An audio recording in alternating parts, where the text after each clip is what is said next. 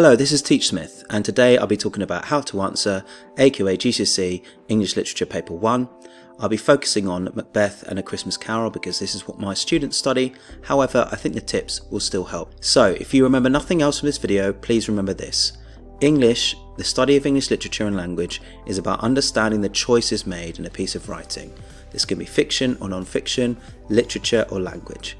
You need to explain why writers make choices. Choices is the key word.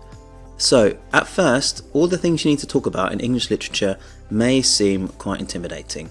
However, often you can combine these and you don't need to write about all of these in every single paragraph. So the point is, what is the author trying to make the audience or reader think, feel, learn about a character or theme? And then context is about how events at a time, ideas, politics, religion, culture have influenced the author. So I've chosen a past paper from the AQA website, Macbeth and Banquo's Attitude to the Supernatural. So read the extract once, think about how the supernatural is explored, how do Banquo and Macbeth react, why is this important, why raise these issues at this point in the play, and the resources are available in the description. So please take time to read through the extract once. And you can pause in order to do so. So these are the sections I would look at from the extract because they link to the title. They link to the question, attitudes to the supernatural. Now think about what you would say about Banquo's attitude to the supernatural in contrast to Macbeth's. Banquo has a more reserved or sceptical attitude towards the witches. Banquo warns Macbeth that the witches, part of the instruments of darkness, are willing to tell small truths or honest trifles to then betray with deepest consequence.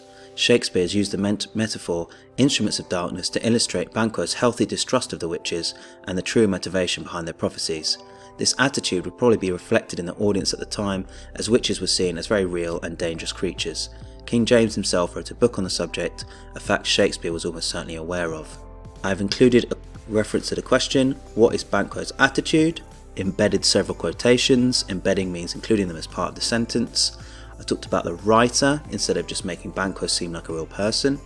I've talked about techniques, the metaphor, and why. Why is that metaphor? I've then used some context, the attitude of the audience, and the fact that King James wrote the demonology. So that's Banquo's attitude.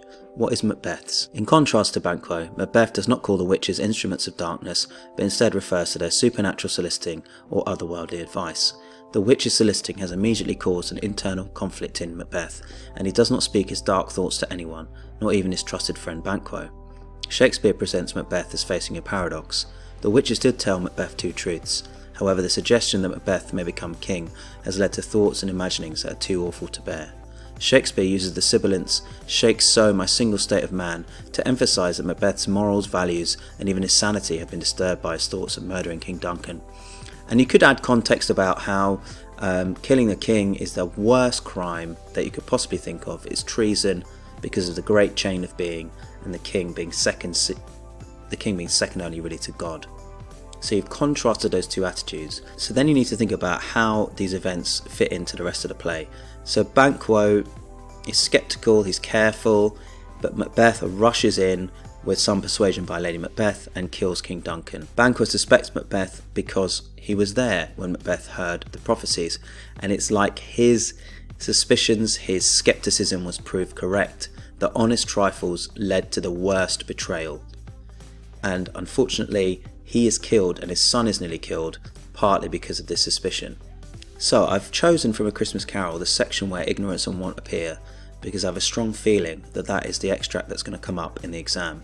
Read the extract once, what issues are being raised by Dickens, why raise these issues at this point in the novel in stave 3, and why raise them during the Ghost of Christmas Presents visit. So please take the time to read this extract, the very shocking and powerful description of the two poor children, ignorance and want.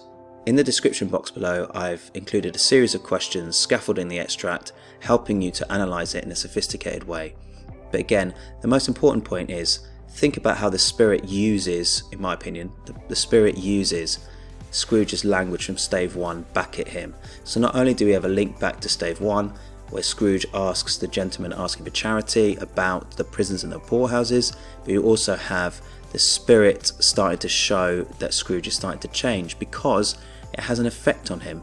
So please do complete that worksheet. Please have a go at writing about this paper. these 2 extracts, and if there's anything you want to ask me or any advice you want or any questions, or if you want to write a paragraph below and want me to check it, that's absolutely fine. Just want to include a few more things from previous videos. So we have the Pomodoro method for revision, how to revise English literature, and then a revision timetable, all of which I will link to from previous videos. This has been Teach Smith. Thank you so much for the support. Thank you so much for watching this video. Please give this a like and subscribe if it's been at all helpful. Thank you very much for watching. Goodbye.